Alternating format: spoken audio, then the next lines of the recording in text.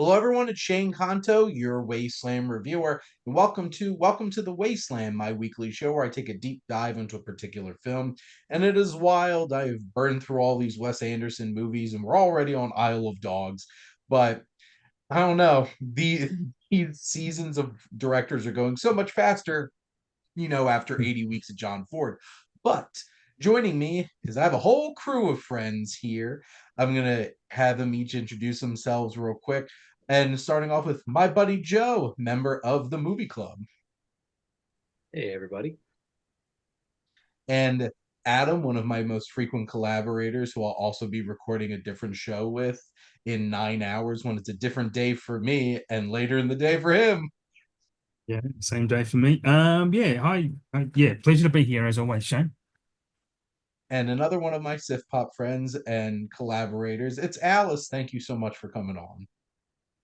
Oh, thanks for having me as always. It's nice to actually have like an even footing of Americans to Australians, Yeah. even with multiple people. There you go. I'm pretty sure But this is but the I'm first outnumbered time. by the three Italians to one though. This is true. Which I don't know I what did I think am. about that, We'll Adam, to keep be the wooden perfectly spoons honest. to ourselves.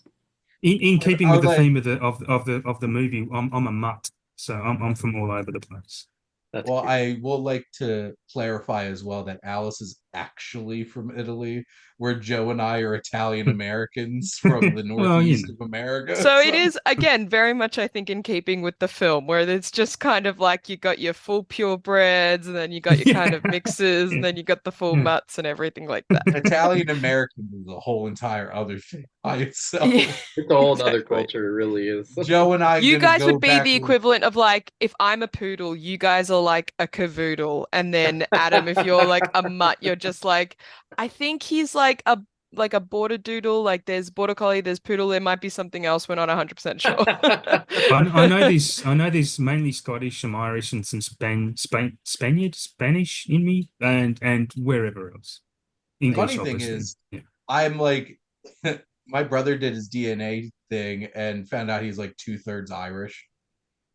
Oh wow. It just dominant traits, people. So there you go. But anyway, we're not here to talk about our heritage and stuff like that. We're here to talk about a pasty white dude from Texas making a film about Japan, and that is Isle of Dogs. But before we get into that, we have three segments. We do have coming attractions for April 4th, and then we will talk about Isle of Dogs and some recommendations. And spoiler alert, none of us are excited about a Minecraft movie. So let's go through the movies we're actually excited for April 4th. And Joe, why are you most excited about Psychotherapy? Well, I am a psychotherapist. So by So nature, relatable. very relatable, except when I watched the trailer, I realized it was not.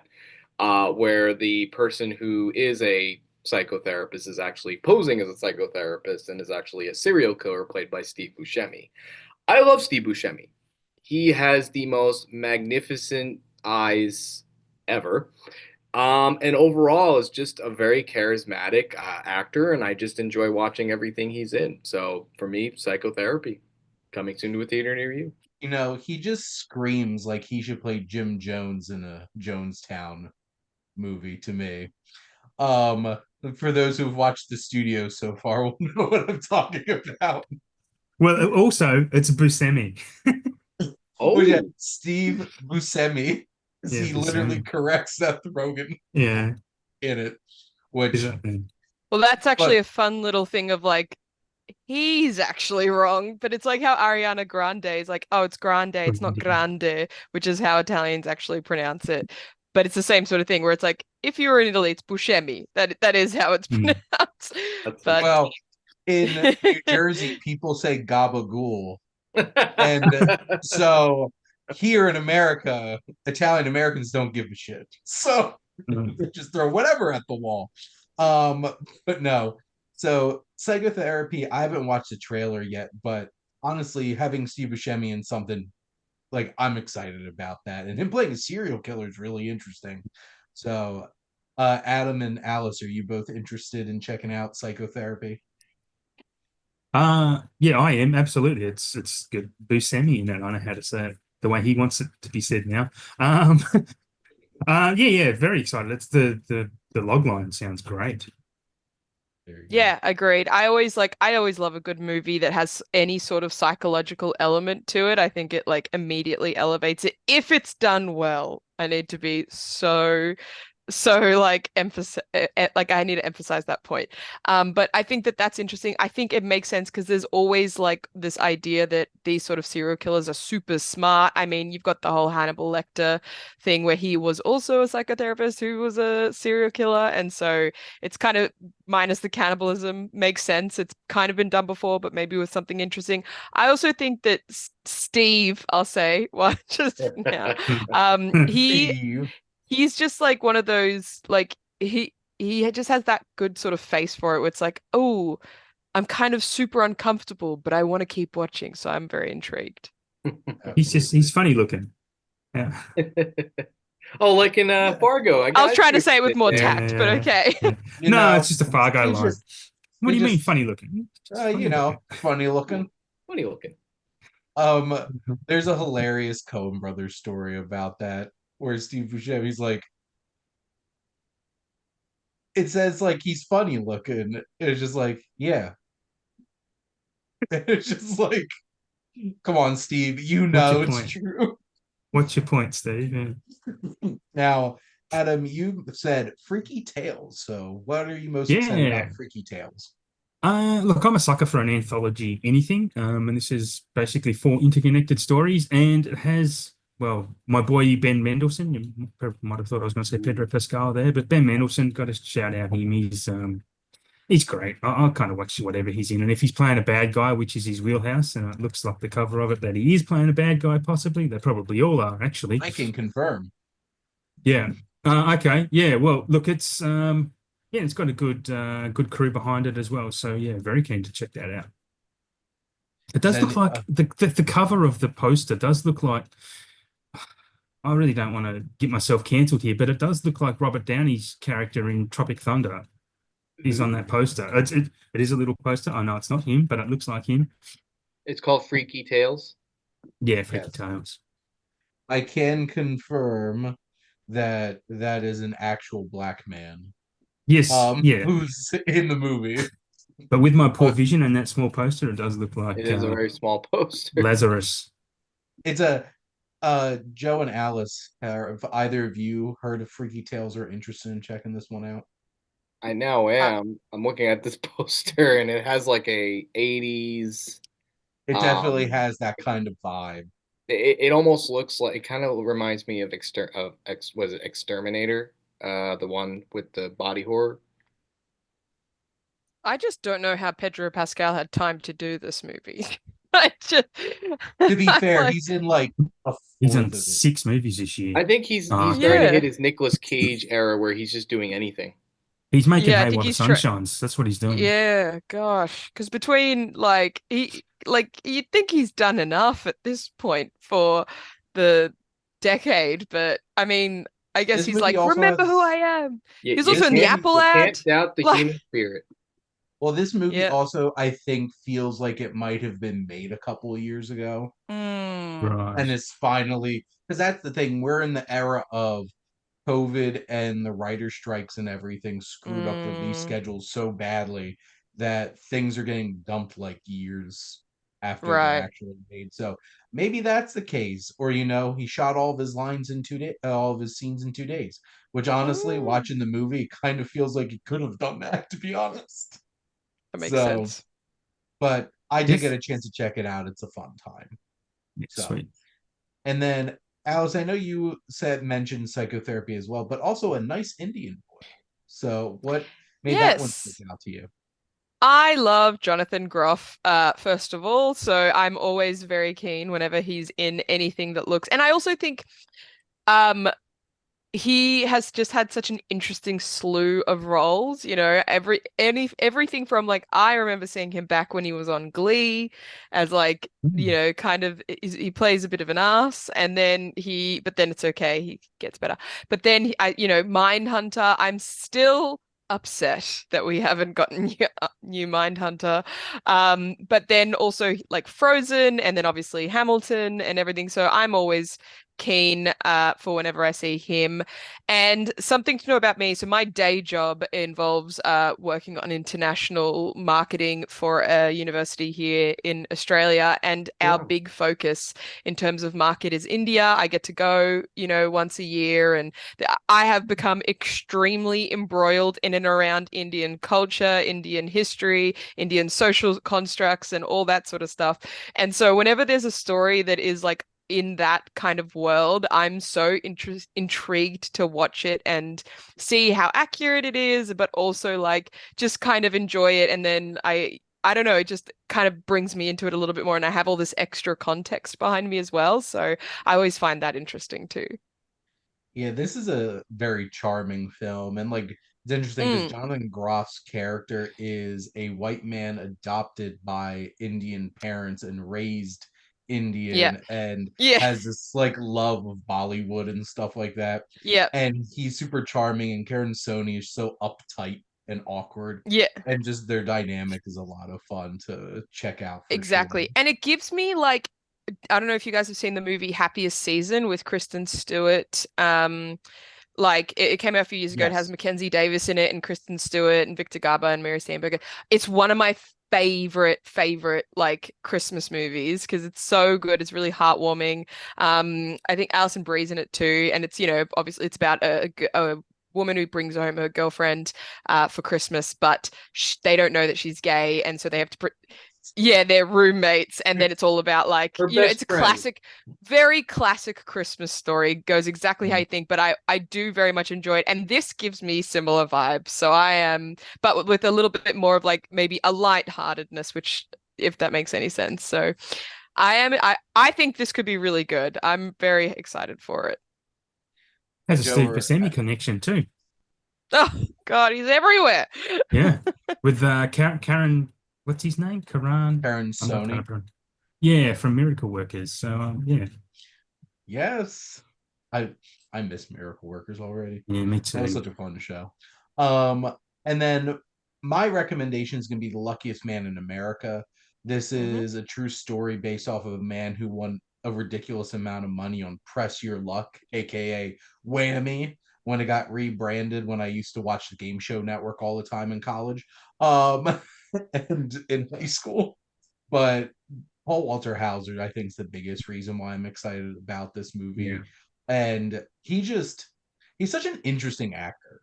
Like, I love him Mm. in everything from Cobra Kai, where he plays Stingray, and then like stuff like what was it? Whitebird or Cruella.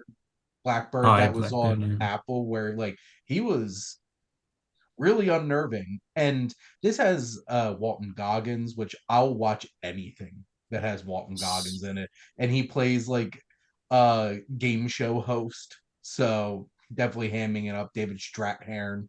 I looked And into the story that it's based on too. It's very fascinating. Um, Mm. Definitely check out the whole story behind it. It's really incredible. which, spoiler alert, my wife already knew the story of it when I'm like, look at this movie I'm Oh about to watch. no. She didn't tell me, but I'm just like, of course you would know about this random weird story that got turned into a movie like decades later.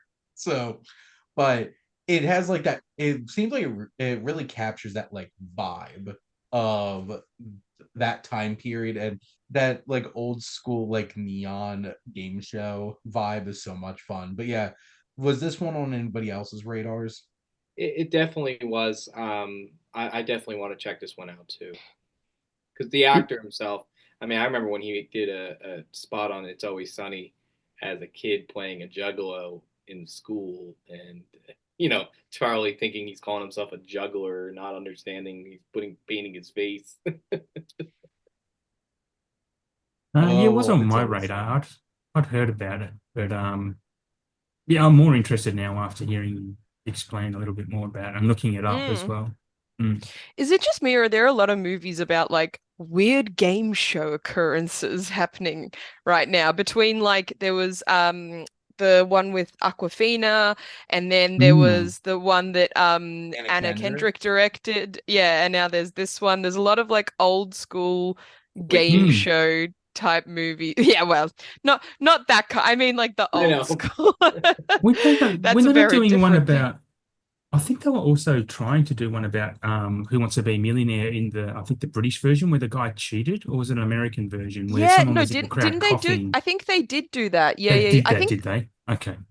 no, I think that was that Australian? I think that happened on our Who Wants to Be a Was Millionaire. it? I feel like Where someone Slumdog went, Millionaire Did could you probably guys hear a about little this better. story? Because that will help. Basically, there was was that this guy Australian? and he made it all the way up to $1 million.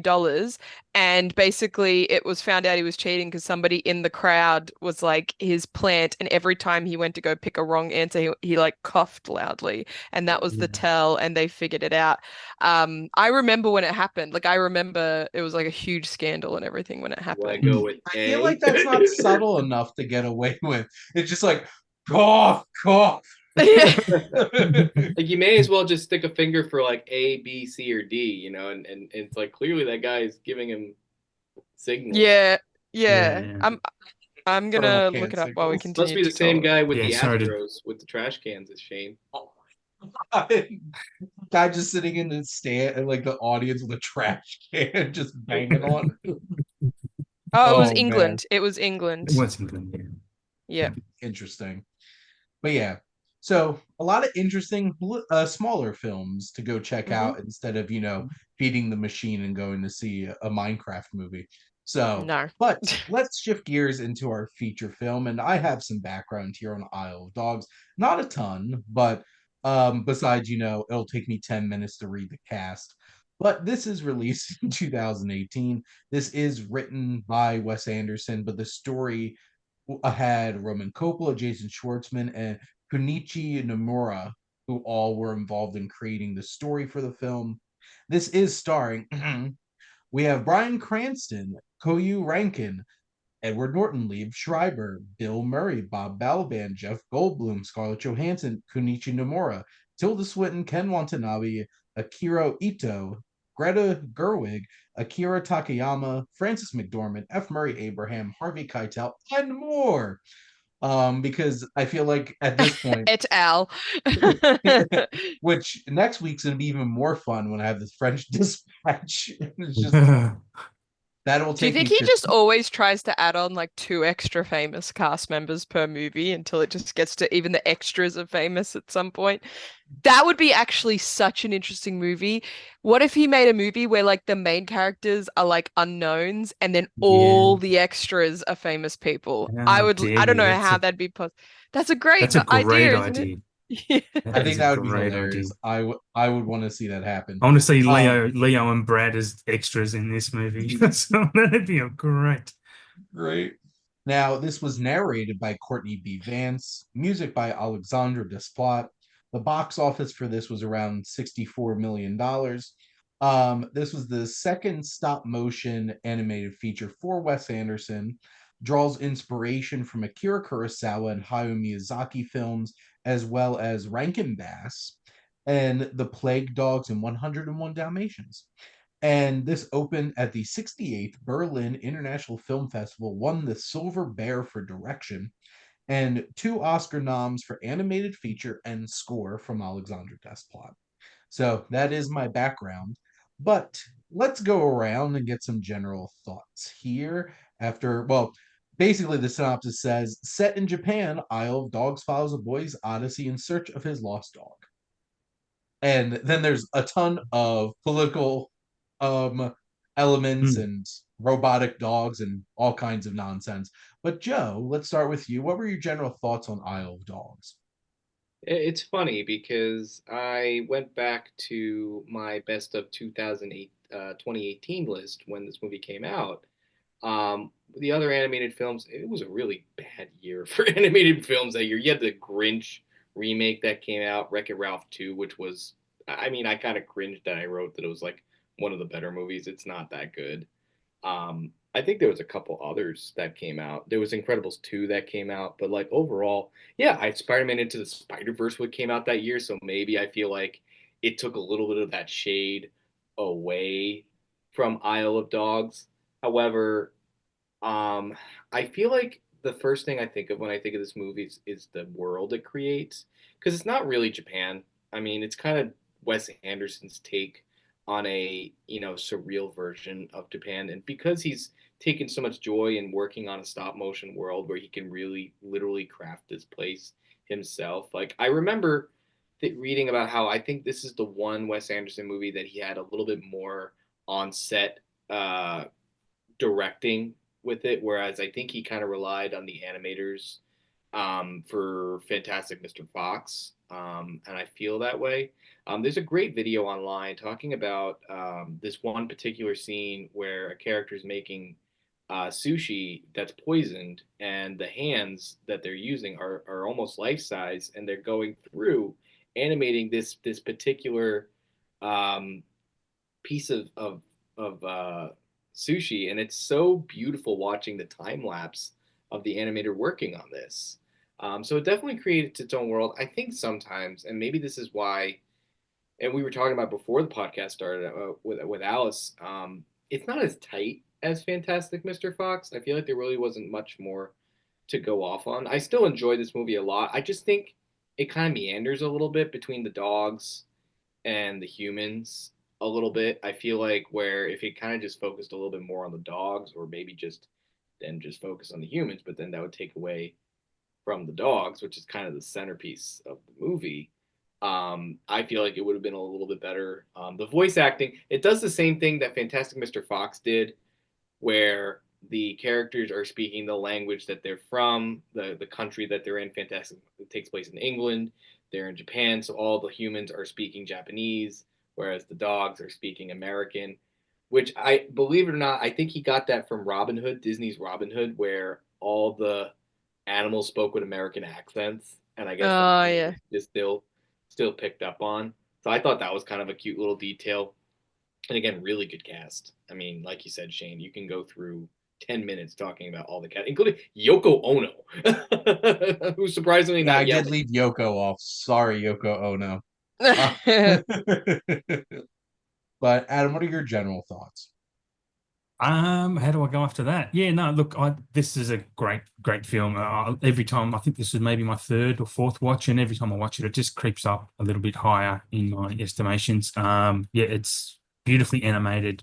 When you were talking at the start about where he's drawn his influence on, you can see all of that, especially from, well, you talked about the Rankin Bass. That's very much the stop motion style is very obviously stop motion that way, and which is great. Like that actually adds a lot of charm to it. Like it's a really charming and tonally brilliant film. But those influences that you said, he's a bit like Tarantino. You can see how he pulls his influences from different genres and different storytellers and just molds it into his own. And that's what he does with Isle of Dogs. And did this come after Fantastic Mr. Fox? I think it did, After. didn't it? Oh Yeah. Yeah, yeah. like what, Yeah. 9 years? I think. Yeah. Oh, Quite a that bit. far after. Okay. Yeah. Okay. Well, Yeah, there you yeah, go. yeah. I do like Fantastic Mr. Fox more, but I'm a Roald Dahl nut anyway. But this is very close to that film. Yeah, it's superb. Yeah. Go ahead, Adam. Yeah. I was like, good point. We must all be in the exact same configuration then. Yeah, I mean, like, look, Isle of Dogs, I love Isle of Dogs. Which I will say, I remember when I realized that Isle of Dogs is just I I love love dogs, but dogs. oh my God, I remember, yeah, I think I was talking to a friend, and I was like, oh, that's genius. It But no, is. I do love this film. I think, look, if you've got dogs, you've got me pretty easily, as long as also generally nothing bad happens to the dogs. And I know obviously some bad things happen to the, but I would say overall, just like all Wes Anderson films, there's like some really intensely dark things in it, but it's like kind of nicely smoothed over in the edges just enough so that you don't walk away feeling bad. And the main like people or characters you care about tend to be okay. I do enjoy the whimsy of it. I do think obviously that's something that Wes Anderson has in spades. I agree though. I mean, there's nothing. It's really hard to get around, that of like Fantastic Mr. Fox and just how it's it's so well done. It's so tight. It's such an enjoyable movie. But I was so excited when this came out because I love his animation style. I love the way he tells the story. I think his storytelling is so well suited to animation, and I want him to do it more. Because he obviously does, I feel like quite a few live actions. Then I understand that it takes a really, really, really long time for these movies to get made as well. So I would love to see another one. I love how the log line's like set in Japan. I'm like, yeah, mostly, and like and a trash island. But I also do enjoy a good like evil cat. It brings me back to like Cats and Dogs from 2001. So it's like, ah, yes, the evil cats, and then the dogs are the good guys.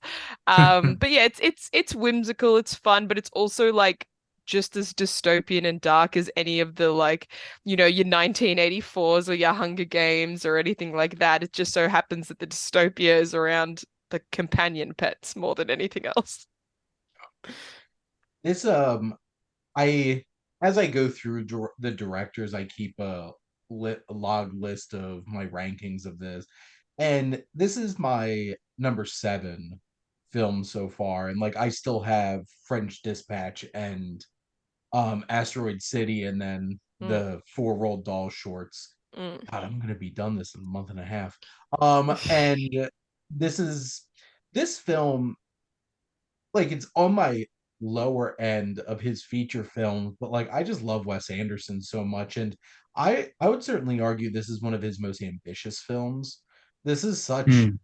a bold choice to do a film like this, Yeah. and it's just you see every ounce of vision and ambition in every single shot in this film because that incredibly put together. There's some emotion in this film that hits really, really hard, especially when it comes specifically to Chief and which one? Um, what's Spots? And Yep. Mm, like that emotional layer to this film really hits. And like Bryan Cranston's vocal performance in this is amazing. Like hmm he just like I love Yeah, his he's like great. him trying to pump them up, and it's just like him like saying their names, or like just Yeah. like you see him like slowly like melting and Mm, warming up to this child throughout the film. And I feel like this film is at its best when it's focusing on the dogs, which I don't think is really a surprise. But like I do think it's I get a little disengaged with some of like the political elements and stuff like that. The I Greta I Gerwig stuff, right? what, Joe? The character Greta Gerwig's character, right? I feel like mm, it adds interesting layers to the Yeah. story and like as background, but then there's moments where I feel like it's really focusing on that a lot. But it's I still appreciate like when it cuts to those scenes, like it's unnerving, it's tense. There's some real like espionage and rebellion going on here in this dystopian future where like this meld science fiction with like the evil robot dogs and stuff like that. It's just such an interesting amalgamation of genres and ideas. And a trash island for dogs. That was for you, Joe. I hope you enjoyed that. Trash business is a gold mine. But and the music, um, they go hard on those drums, but those drums just hit so hard, and the music mm. really works for setting the vibes for this. And like I was watching this with my wife, and she mentions like this is kind of just like a bunch of stereotypical Japanese stuff that Wes Anderson threw together. I'm like, Yeah. yeah, but I enjoy the vibes and I enjoy because like that's the thing. Like if that's why I made my nice little joke about the pastiest white man from Texas making a film about Japan. But there's a lot of passion in it though, and there's a lot of respect, and you can see the Kurosawa, you can see the Miyazaki kinds of Mm, elements coming through there. But this is just, and also, of course, the cast is ridiculous. Like this whole crew of dogs at the center is so good. And I will literally take any amount of Goldblum that I can get, even him playing like an alien, for however the hell long in Asteroid City, playing himself. I would not be surprised if Jeff Goldblum is actually an alien. Yep. Can't Yep. But convince not me starting to otherwise. start He might conspiracy be. theories here on the internet, He's a even though fly. that You know? is there you go.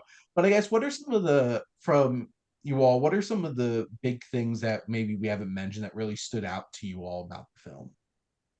Um, th- it's funny you mentioned the music with the drums because that's literally the first thing I think of when I think of this movie is that opening with the drums. It really sets the mood. But then there is the track that plays while they're traveling. And I'd say the Miyazaki shows up when they're traveling through the trash island, Mm, which captures like that, wandering, that traveling aspect that you see in a lot of Miyazaki movies. But it's that track Adventure. that plays that really plays. It's like a pop song about forgetting you or something, and it really just sticks. It really sticks to you. It really captures that. It really captures a lot. But for me, I'd say like on top of Cranston's performance, Liev Schreiber did Yes. such a good job in this movie. Like, it definitely gave a lot of gravitas for a dog. Not to say that that's a bad thing. Dogs are awesome, but as like a anthropomorphic dog character, I'd say Liev Schreiber is the one that really sticks out to me. I'm a cat person, so I like the cat aspect of this as well. I mean, I do love dogs. Of course, I We were love waiting dogs. for that to be dropped in this too. I where know. it's I was like, we're somebody gonna has have to like be a cat person. I wasn't gonna I mention my 3 cats, but I can if you want me I have a to. sick cat at the moment. Poor You're little part of boy. the Kobayashi clan. Yeah, I love when he they gets don't out of know, the Alice. spa. We gotta stick I love when he together. gets love when he gets out of the spa and he has that giant cat tattoo on his back, and Yeah. the whole political intrigue is about him. He's a cat person, so he just makes up all the excuses. He kind of Yeah. what's the word? He bins the cure that they found just so the Yeah. dogs can still stay away. Like it's yeah, just that side of it. Although it seems a little bit extra for what this film needed, but it's still I don't know, it's still a good addition. It may detract for some people, but for me, it's Mm. kind of it's a pretty cool aspect of the film. Yeah, I think that it's I think it would have been potentially better and also tighter. Like I think the whole give a reason for the dogs to be on the trash island and Mm. the whole cats and that, like I think that's fine. I don't think you needed. I think they went harder into that lore than they really needed to, because we've Yeah. already suspended our disbelief with the talking dogs, and then they also introduced the like cannibal dogs that aren't cannibal dogs, they're actually misunderstood, and like Yeah. and Chief all along was actually white and he's actually related to Spots, and they like Oh, all these little tiny things where it's like you don't really need to make it a whole political conspiracy and have Yoko Ono and like all this stuff of like the cure, blah blah blah. It's like you can just make it that cat people don't want dogs, and that's it. There doesn't have to be anything else. And then at yeah. the end, I also find it funny how it's like, oh, he needs a kidney, and and Kobayashi's like, I feel bad now. He can have my kidney. And I'm just like, so is he no longer a cat person, or is he now both a cat and a dog person? That's the question. I also do see your guys' point with the like it looked like Wes Anderson Googled Japan and then just kind of put stuff in there. I mean, even the fact that the kid's name is Atari, and I Yeah. always found that so weird. I'm like, is that an actual? I don't know. It could be, but I don't know if that's an actual Japanese name, or at least not a common one, especially not for a first name. Because if he's adopted, you'd assume that Kobayashi is his last name, and Gonna so make me Google stuff. It's Gonna it's make me it's, yeah. Google it's stuff like else. naming a Sorry, German person Heinrich Kobayashi. von Volkswagen. Yeah, exactly. Yeah, like It gives me vibes from like the great dictator when he's doing Ah, his speech and he's just randomly throwing out German words. yeah. Just like okay. Wes So Anderson Yeah. just said, Mm. Sorry, okay, Shannon, my bad. okay, Adam. Atari is not a Japanese name, but it's a word derived from the board game Go, meaning to hit a target or a state Yeah. where a stone or group Yeah. of stones. Yeah, yeah. So it's not a name, So, no. And I get it, No. No, guarantee just a you, game he was console. named after the game console that failed, which is very Yeah. funny. So yeah, it's like things like that. But again, I think that because of the way he presented it, I think in the wrong person's hands, it could have come across as like culturally inappropriate and crass. But I think because it's Wes Anderson and everything, ironically, with it, like everything he does is so surface level. Like it's not meant to be taken any more than it is given. And so, and all the depth kind of lies in the, oh yeah, oh, like those moments. And that's why all the lines and the like lack of emotion in the line delivery and all of that, it all comes across in these different ways. And that's why, you know, characters rather, will be gravely injured or die. And it's like the drama is never how it would be in another movie. It's like, don't, I'm gonna save it, blah blah blah. It's like, oh no, this is happening right now. It's like, oh, and then it's just like cut to, cut to, cut to, and that's how we determine the graveness of the situation. It's like cutting between the reaction shots, but not like deep emoting, which is again very obviously that's Wes Anderson's style. And so that's why I think it's more like fun, and also I do wonder if it's just because of the proliferation of Japanese culture and pop culture right now that he was just like, I mean, if I can just shove Japanese stuff into a movie, I know it'll do well. So, but having this said did that, not I need to do. be. Yeah, it could have Sorry. been said anywhere. No. I was just Could gonna have say been anyway. could have been said anywhere. And then finally, I'll also just to Joe's point, like I love the music. Like I have it on my background music playlist because it's just such a doo doo doo doo. It's just such a fun. And I mean, Alexander Desplat, like every year he comes out with scores, and I'm just like, oh, this is why he's been nominated so many times. He can just win an Oscar every single year because he's gonna have a movie that he did a score for. Like I even remember Yeah. taking my mom to Operation Finale, that Ben Yeah. Kingsley, Oscar Isaac, Israeli thriller. And I'm sitting there in the opening credits. I'm like, why is this score going so hard for this random thriller? And then I saw Alexander Desplat. I'm like, duh, that's Yeah. why. Yeah, literally. Like, But but they're always good and they're always perfect for it. And it's like, so I just enjoy it. And they're all different too. Like they all have a very similar, I think, kind yeah. of motif just because of the Wes Anderson style. It's very whimsical, but they're all very unique to the movie as well. Well, and he draws upon culture very differently. And like Mm, Grand Budapest was a lot of Eastern European and Russian mm, infused music. And then this is yep. obviously like very Japanese. It's like make it Japanese. Taiko Who would have drums. thought? Who would have thought Wes Anderson was a weeb? Um, just sitting there loving. Everyone. Look at his watching. hair. Yeah. I would have Well, literally bet money that that guy was from like Brooklyn or something like that and not from like East Texas. Like I would have literally bet money, but Yeah. you never know. This Just is a joke specifically for people in Australia and specifically for people who live in Melbourne, but like he definitely gives Fitzroy vibes. Which if you know anything about Melbourne, Fitzroy is the suburb. I guess it'd be like the Brooklyn. It would be like it's where all the hipster. cool, like hipster. goddamn It's the hipster hipsters. vibes. Yeah. It's so He funny. created the hipsters. They all were brought up on Wes Anderson. My And his Fortitude Valley. goddamn like corduroy suits and stuff like that. He All he start is with the money. Exactly. story line.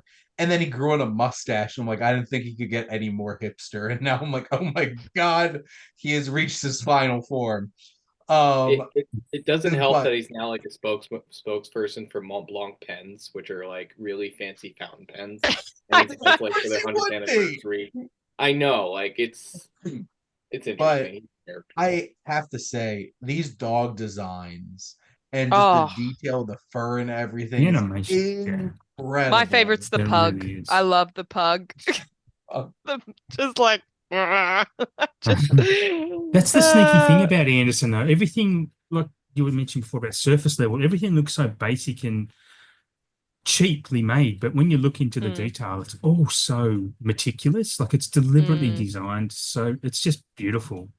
I just love that it's stop motion. You don't really see like the style kind of. I think the closest you're gonna get is the kind of style done by the filmmakers make like Kubo the Two Strings, that sort of thing, where it's like I think people think stop motion and often they think claymation, right? They just think like, oh, 1 = 2, you know.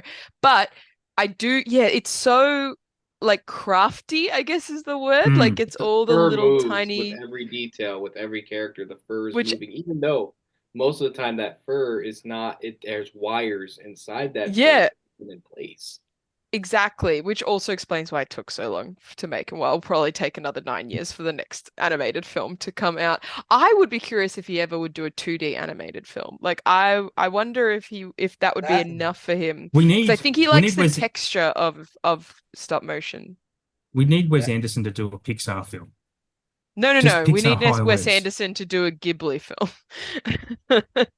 See, he's Well, gonna think the roll up in problem. Leica and just be like, maybe. Yeah, Yeah, he'd be I'm like great. ready. He'd fit into Leica very well. Yeah. I think the Mm, problem with 2D animation is that I think because the process is it's really based with stop motion. I feel like I did an animation class at one point in college, and one of the things we talked about is the fact that being on a stop motion set is a lot being like mm, on a film set, whereas mm. animators, you are going to plan the movie ahead of time as well for a stop motion animated film too, but you're very much in action working Yeah. on it, whereas there's so much pre-planning that goes into the traditional and even computer animation process. There's a lot more that you can correct for that. I think the directors prefer like that rush of like this is the moment I'm making it and seeing it. I'm Yeah, making well, it. because you do all the bits where you like take the photo, take the photo, take the photo, Hmm. and then you play it. And I'm like, There's no onion every time I spinning. think, yeah, Yeah, yeah, exactly, because they have to, yeah, with traditional animation, to your point, like they have to plan it all. It has to be planned, and then they just have to brief in all the animators to draw it or to like, maybe they can plan a little bit in like what the characters look like, but then ultimately be like, all right, you need the character to do this, you need the character to do this, you need the character, and then they'll just give them like briefs and they'll just kind of work through it. And it becomes even colder when it gets computer graphic versus like old school cell shading, which I yeah. think we should be. Like I think Disney, this is how Disney fixes its animation problem, by the way. They, It just goes they're back to the doing it. firing 2D, Iger. They're just go doing it. back to it. Yeah, well, They're they actually going to better. hand drawn. They're going. Good. They've actually they're going back to hand drawn animation. That's Literally happening. Mm. everyone else is doing computer graphic animation except for Yep. Ghibli, and Ghibli, like every time they release something, people love it. Just do it. Go back to your roots. It's the stuff people rewatch anyway. Anyway, you got Well, Pixar for that's computer why I mean graphics. we're gonna talk about it at the end of the show. The Yeah. movie I'm gonna recommend kind of goes with that thing you're talking about, and Mm, I'll foreshadow it. But like, you going back to the joy of stop motion animation, even a movement like this of me moving my mm, hand down, an in-betweener that would draw the frames would try mm. to come in with an extra frame to create that Yep. slow motion. Computer animation, just one frame to the Yep. next, and in Yep. between it. A stop motion animator has to do and figure out how many Yeah. moments it's coming down. The lighting is similar Yep. Mm. for every frame. And It's you know what? It's going very to look tactful. really good 50 years from now too. That's why I Yeah. think like my favorite, it's like you got stop motion and then you've got hand drawn, but like old school hand drawn. That's why you can still watch like Snow White, and regardless of what you think of the story, like the very first It's a fairy feature, tale. it's a fairy tale. Regardless of that, the animation is still beautiful and holds up so Absolutely. I well. was watching And I it Mm. just recently. Yeah, yeah, you wouldn't know it was made in the 30s. Like it's there's it's in yeah. crazy. And so it's like even when you do computer graphics well, I mean a perfect example for me, it's like I wouldn't have thought Incredibles was aged until I watched Incredibles 2. And then I was like, "Oh, Yeah. like I still love both of those movies. They're both amazing movies. And I especially love obviously the first one, but it's a bit smoother, it's a bit more fluid, it's a little bit, and it's like the same with More Shrek 1 colors versus and like, and yeah, Toy Story Toy 1 versus Toy Story, Story shots 4. of thank the you. Shrek. Exactly. Toy Story Yeah. 1 and Toy Story 4. Like it's Mm. night and day, while Yeah. if like I just think right now, if yeah, please just go back to fairy tales and 2D animation because you need to stop like Yep. everything you're doing Well, and just Go back. I And think this that is I think they've The perfect. heard your current regime cries. of Yeah, Disney right now is, Yep. is taking risks is scary, and we're just going to focus on safe. that's every studio though. That's every Yeah, studio. which is so If you watch the silly, but studio, you'll know. yeah. Unless you're Wes Well, That's yeah, Anderson and you're just yeah. there to show up and do hipster things and And do that's your what I own thing. mean. And that's what I mean. Like Isle of Dogs, it looks so good. And yes, it looks like rough on the edges, but that's get it rough on the edges. Anyway, it looks rough on the edges, but it's going to look that way and that well done and that For fluid years to come. forever. Yes, Yeah. forever. And I love that. Like I love that I'm able to watch this, it came out in like 2018 and it's like however many years later God, now, like 7 years 7 years old now. gosh. Oh my Yeah. goodness. I'm able to watch it 7 years later and still love every moment of it. And I'll probably be able to watch it another 7 years and still love every moment of it and not be like, oh wow, this was made once upon a time. You can tell. But I guess before we wrap up talking about Isle of Dogs, does anybody have Mhm. any other thoughts about the film that they wanted to throw out? We haven't really talked. Look, look.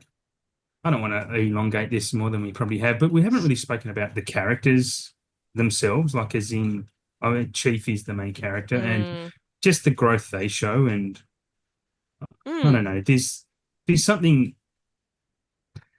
in there that if you look at it from a different lens, could be considered inherently racist. Because when Chief is his grumpy self, he is walking, he taking his journey with Atari. Atari tells him to fetch, and he's this dark dog, and he basically he's like, I don't fetch, I don't do this, I'm not here for humans, I don't have a master, I don't need a master, blah blah blah. And Atari teaches him basically he just needed to be loved, right? And at that time, he's a black dog. Then Atari washes him, he's a white dog, and all of a sudden he's good.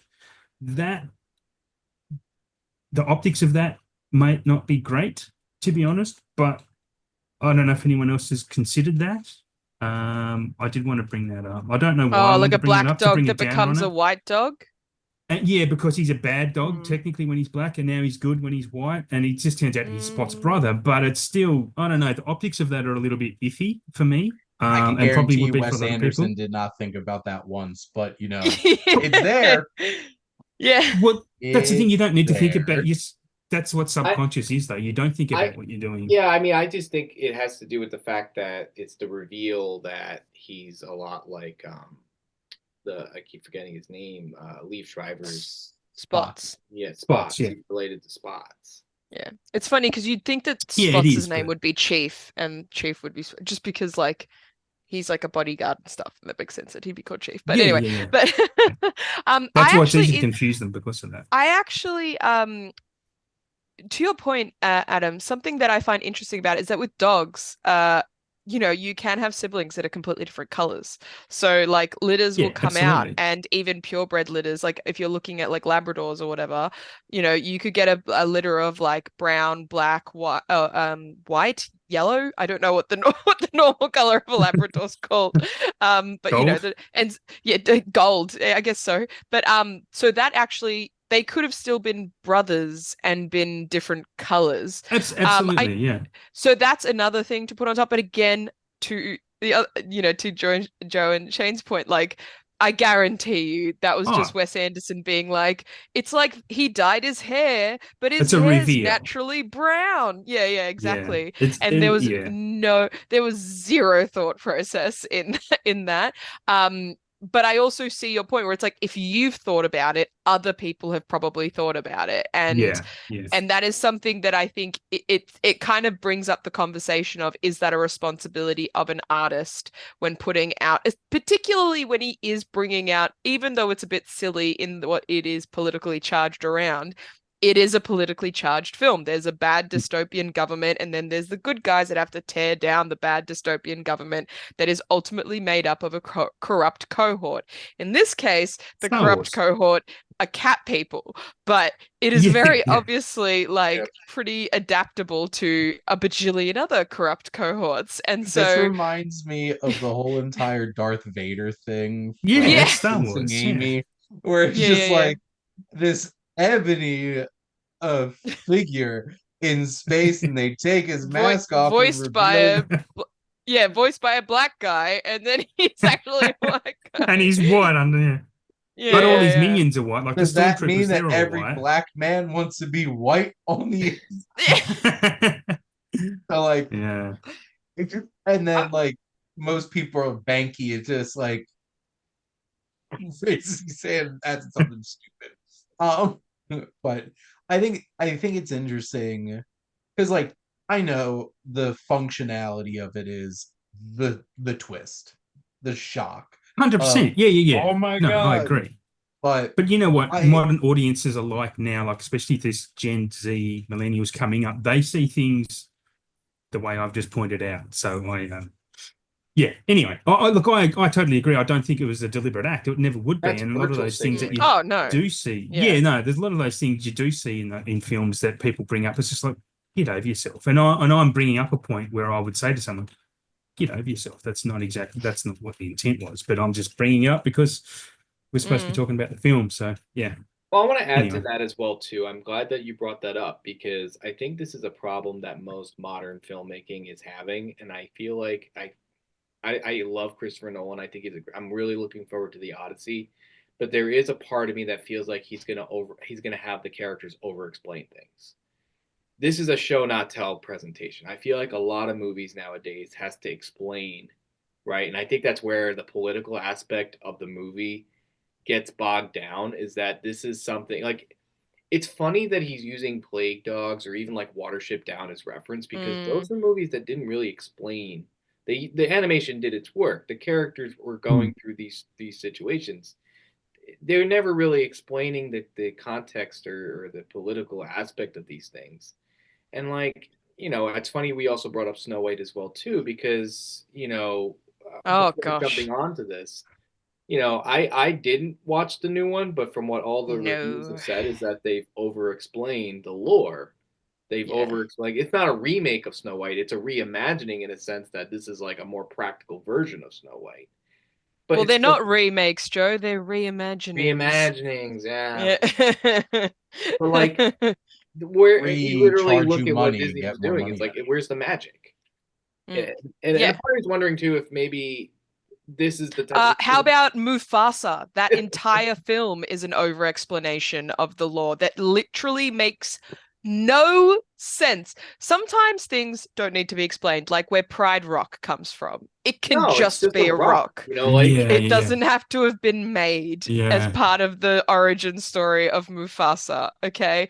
We also don't need it's like, again, even the fact that this entire movie was very clearly made to explain Scar. Why is Scar Scar? And it's like, he could just be, by explaining it, you actually made it make no sense whatsoever, because now all you've done is actually given me reason to be like, Scar has a point. Like, before he was just a bad guy. Scar to me is like one of the best villains, but not to get too sidetracked on Isle of Dogs, but it's the same thing of what you said earlier about this is just cat beat dog.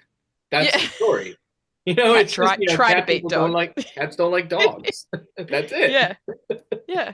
And that's okay. And I think that sometimes, like, that is exactly what you want. You need a film to be. You need to explain just like, just enough. This is going to sound so much more patronizing than I intended to be, but you sometimes a film can just be explaining simple moralities. Like, I think that sometimes we get so caught up, especially with how complex our own world is in general, and like the more complex it's getting and the more access we have to everything happening everywhere else in the world. And by access, I mean shouted at you from the moment you wake up until the moment you go to sleep. So sometimes having films that just bring you back to, and I think this also goes to our earlier point of it could have even been a bit tighter, like a Fantastic Mr. Fox and storytelling, and looking at it from a perspective of, you can just have a movie that explains, like, trying to force an ideal or a way of living down people without giving them the choice is bad. Like, that's all it should be trying to say, or it seems like what inherently this movie is trying to say. It's like, if you try to force the world or people or a collective one way or another, they will resist and ultimately it'll all unravel. So you should just kind of give people choice. That's good. And that's ultimately what all the dystopias are trying to say, right? Like choices are okay. Yay. So what you're saying is the Disney Live movies and let need to live. have more variety and not just be computer animation. You Yeah. know, we will keep resisting these current movies that they're making. That's what you're Yeah, saying. well, I just think these reimaginings, for example, I think that even when they're good, right? There are a couple that have come out that have been Pete's decent. Dragon.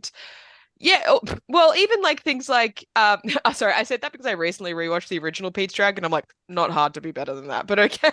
That's what I mean. Like that was a movie that Those are deserved the a remake movies you because the do original remake. wasn't that good. I agree. There are movies in their oeuvre that you should absolutely be reimagining. Pete's Dragon, I will be screaming this till Kingdom Come. Black Cauldron, remake Black Cauldron. But then even the ones that you have been remaking that are based on the like beloved properties, like that are good in their own right, by all intents and purposes, like your Little Mermaids, your Beauty and the Beast, your Cinderella. I would say overall those are pretty good. If I'm in the mood, I'm still probably going to watch the original versions before I watch the live action versions. Like same with The Lion King, like it made $1 billion and people watched it and liked it enough for the ones who did, and then there are people who completely rejected it. I'm still going to watch the 1994 cartoon. I'm never going to reach for the live action quote unquote version of it. And I think that that's kind of where this comes from. It's like the resistance. It's like Snow White. I'm not going to go to see it for many reasons, but also I'm like, I'm over it. I don't want to watch another Snow White. Like there's nothing interesting that hasn't I already got been what I told needed and from the something else original. better. And And I if it pay wasn't money to from go the and original, I've gotten it from one of the other 7 Snow Whites that have come out in recent times. Like, for example, I think the best remake is probably the Mirror Mirror with Lily Collins and Julia Roberts. Sydney And White if I with want, Amanda Bynes. or Sydney White, or if I want something where Snow White's a badass, I'll watch the Snow White and the Huntsman with Kristen Stewart and Chris Hemsworth. Like that's all my bases covered, pretty much. is I don't need Maleficent another Snow White. isn't Maleficent also Snow White? I've not That's seen Sleeping those. Beauty. That's Sleeping Beauty. Okay. But that's an example where I'm like, I didn't mind that one. That was fun, And if I want something different or like Cruella, then I'll reach for Cruella those. was But great. Cruella was Yeah. great. That's something interesting. Like, and that has something that you can kind of gleam onto. But I'm also just like, yeah, just sorry, I've gone off on a whole tangent, but that's all to say where it's like Isle of Dogs, a big reason why I love it is because it's a new story telling an old moral that sometimes it's okay to just be simple and tell a morality as a very basic, simple understanding rather than going too hard on like, oh, but we need to cover this space and we need to explain this and we need to explain this. Because if you also think about it, all the movies that people write essays on and stuff are ones that don't really answer a lot of those questions. Like, is it bad that Chief was black and then he was washed and then he became white? Like that right there is an essay that some student can write sometime. That probably has been written already. And that's okay. It was written in a letterboxed review. Yeah, exactly. So there you go. But that was our conversation of Isle of Dogs. Amongst other things, including the greater context of IP media and animation. But we do have some recommendations for everybody to send you home with, besides Isle of Dogs, of course. And let's start with Joe. Tell us why you should go check out a different animated movie from a bygone era. We literally were just talking about this because we're talking about variety. We're talking about seeing something new. I mean, yeah, it's not necessarily new, but this is The Day the Earth Blew Up. It is a animated movie, a Looney Tunes movie, traditionally animated, no basketball players, no live action humans. It is just straight up wacky Looney Tunes humor and slapstick and just traditional done on paper, scanned into a computer obviously, but traditionally made with someone's hands on a big screen, like my grandparents or my, their, like an old bygone generation. Like it's still in theaters. It only cost $15 million to make. I think it's on track to at least break its budget. I mean, listen, I don't know what's going to happen to the Looney Tunes IP at this point. Zaslav seems like he's just doing away with Looney Tunes at this point. Just sell it I all to say this is one. catch up entertainment. Yeah, listen, if they can keep Looney Tunes coming by, Maybe James Gunn will bring it back. I know, right? Like, who wants to get rid of the Looney Tunes? Like, they're American icons. But yeah, it is a fun movie and it has some very interesting choices in terms of some of the gags and stuff. There's one sequence to an REM song that I'm just like, oh my god. Some of the 14 writers on this movie definitely grew up listening to REM. So a little bit about that, Shane. This movie wasn't really written as much as it was just storyboarded. So all the 14 writers are storyboard artists because that's what they did back in the day. They didn't write a script for the Looney. They came up with gags and they put it up on boards. They didn't have a script. So that's just It something I felt like wanted it to was a clarify. bunch of it was a bunch of gags put together and a bunch of fun gags for sure. Very fun. Just guys laughing at each other, like, we're putting that in the movie. Adam, what are you going to recommend to everybody? Sticking with the theme of giant casts like a Wes Anderson film, I'm going to nominate and go out on a limb and probably say, well, The Studio on Apple TV Plus has just dropped with its first 2 episodes. This may be, I'm going to say it's probably going to be the best TV show I watch this year. I don't watch a lot of TV, by the way.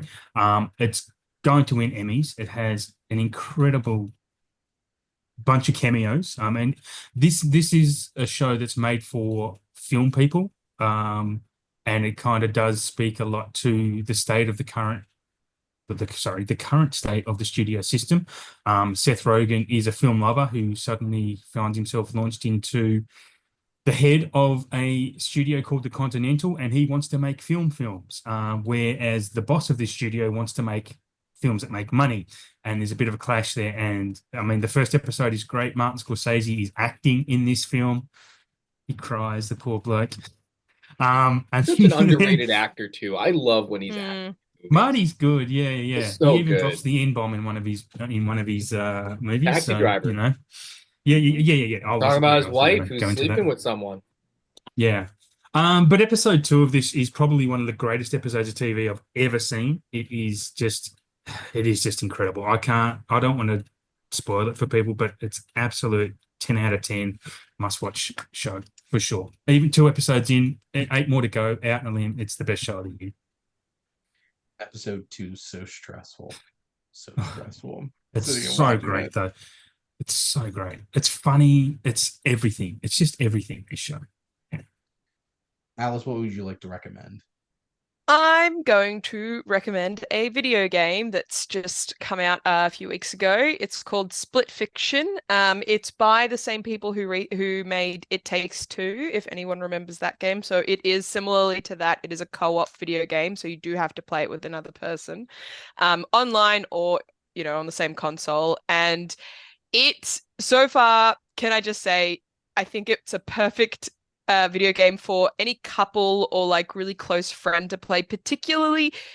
And I say this so as someone who is currently going through this, a couple or a friends where it's like one of you's really into like video games and the other one's really into like reading, particularly fantasy, because basically the story goes that you play you each play as a young writer who has been invited to this shady corporation and what you think it's to be a writer or for some sort of writing program, and it's your chance to get published. One of them's called Mio, the other one's called Zoe, and you go in and you basically then accidentally at some point end up in there's these bubbles that you kind of end up in, and they're meant to take you through your written world to, I think, like you're told it's to kind of help explore them and write them and add potentially to some other video game or creativity junction for the future. But for whatever reason, Zoe and Mio end up in the same bubble, and so their written worlds start intersecting.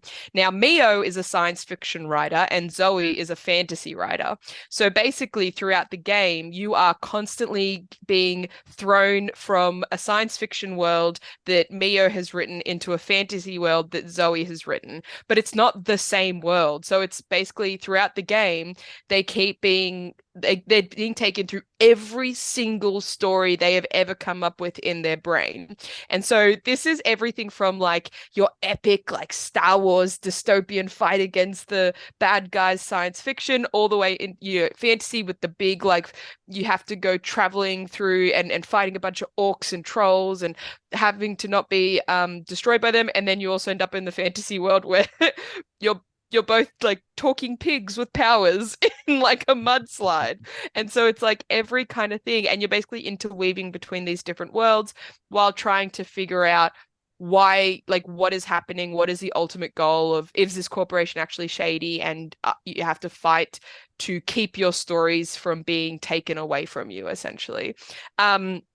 So why I say what I said before is because obviously one of you is playing the science fiction writer and the other one's playing the fantasy writer. And so it's really, really fun because again, it's exploring every aspect of these genres and you get kind of, I assume, I haven't finished it yet, but I assume you get equal time in both kind of genres of the world. And like, I like science fiction, but I'm definitely, if I had to pick between the two, I'd pick fantasy. And like my partner who I'm playing with, he likes fantasy, but when he video games, he tends to play more kind of science fiction video games. And like he's playing like Sins of a Solar Empire right now, for example, and that sort of thing. And so I think it perfectly fits every kind of intersectionality of genre enjoyment you can. But because it is co-op, you both have to very much work together. And it's very funny because, you know, for example, obviously my partner, he's more into video games. He's really, really good at them. And I only recently started playing them when we got together and I enjoy them, but I'm nowhere near as good. And so he can just like run off and be on his own thing. And I'm dying constantly trying to make one jump from one thing to another. And I'm getting so angry. And he's just like waiting because he can't do anything until I've completed my task. And I'm incapable of doing so. And so obviously there's a fun little collaborative element to it. There's a co-op element. I think Hazelight Studios who made It Takes Two and this are really, really good at kind of creating these games that you have to figure out how to work together. And essentially whoever is better at video games has to help the other one enough, but they still have enough agency to kind of get through. And all of that besides, so obviously great kind of substance, the visuals are insane. Oh my gosh, they are beautiful, so well done, really using the Unreal Engine to the extents that it can. And again, considering that it's both science fiction and fantasy, it's like everything you've ever thought could end up on the screen for both of those genres are, and they're so cool. So can definitely recommend. All right, awesome. I don't play video games as often as I probably should with the amount of games I have on my Switch right now. But I'm staring straight at my GameCube that's sitting in my office right now because still got that.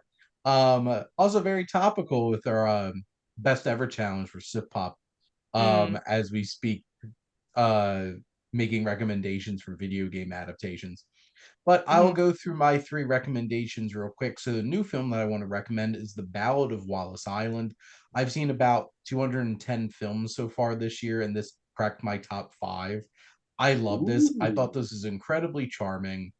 And the character of Charles, who's this eccentric lottery winner who owns an island, who literally pays a famous musician to come give him a solo concert, is my favorite character in any movie so far this year. He is so funny, he's so charming, and just this film has a lot of heart, a lot of soul. I laughed so many times watching this movie, and it's just such a wonderful little film that only has like a handful of cast members. It's a simple premise, but just makes so much out of it. One film off my watch list I watched was Safe in Hell. This is a really unexpected film about a woman from New Orleans who accidentally kills her abusive partner, and then runs away with the man that she really wants to be with and winds up in this strange like island. And it takes some dark turns in terms of its story and actually says a lot about um women and their experiences dealing with men and abusive relationships. And it it was like, I don't know, like an hour and 25 minutes, and it had a really interesting progression of where this story went. And it's also full of all the strangest, weirdest characters. She's basically just nonstop dealing with all of these men on this island just trying to be all over her, because it's like, oh my god, an attractive woman has shown up, and no social skills in any of them combined. And it's a very interesting experience. And then one of my movies that I rewatched was Ready or Not. And Radio Silence with this one with Samara Weaving, and this whole idea of her having to play hide and seek on her wedding night. And hide Oh and seek yeah. is you have to Had stay you up, not live until dawn. had you not seen Ready or Not No, this was before? my rewatch. Oh, sorry, my bad. Yep. Yep. My I Ready watched or I that love Not for that the was like first time movie. last month. I right love here. I love It's Ready or Not. it's Brilliant. and rewatching is so funny It and had a very, so not much to spoil fun. anything, but it had a very Monty Python ending. Yes. It And we're Yeah, getting features number two yeah. as well. That's Number not two a, is that's not a introduction. Yes. spoiler, is it? I think No, that could still that can mean I anything. think well, you didn't it's say just what like, happened, Joe, so it's not a yeah. spoiler, It so could don't mean anything. say. Yeah. I I mean, watched. the whole movie is very like, it's not as dark as the plot makes it seem, where it's like she It's has very to funny. survive until dawn. There's definitely, it's Yeah. black comedy is what That's I would deem it. hilarious. Yeah. Mm. And it's, I really enjoyed Abigail, and I've enjoyed the last two Mm. Scream movies, but like Ready or Not so damn good. And it's so funny because I rewatched The Guest, You're Next, and this all within a week, because my wife God, Jess and you I, mustn't trust anybody anymore. because Jess and I are going to be talking about The Guest and You're Next for the Wasteland retrospective. So definitely that whole group of creators together, Adam Whitgard, Simon Barrett, and Radio Silence, all part of that VHS crew originally. Mm. They made Yeah. some really interesting films, all of them. Now Adam Wingard's just making Godzilla Kong movies. But Ready Not or Not, anymore. No, he's not. well, Sorry. He just did an interview on Michael Bean's podcast and he wants to move away from that. He didn't like it. I wonder why. But Yeah, he's got no say in his product. So yeah. but Radio Silence, I really enjoy their work. So, and Ready or Not's a ton of fun. But that is a wrap here on Welcome to the Wasteland. And my next episode, I'm going to be diving into, of course, yet another Wes Anderson film, and it is The French Dispatch, where I'll be having Luke, Nick, and Jacob from SiftPop joining me for that particular episode. And then, but Joe, Adam, and Alice, thank you all so much for coming on and chatting movies with me. Oh, always. It's Thanks for such a having us, pleasure man. every single Thanks, time. Shane. It's a lot. And Sorry to derail us the way I did. we all had our fun on this episode. We're all And I hope we're having fun. And I hope you all did too. But thank you as always for tuning in and supporting your Wasteland reviewer.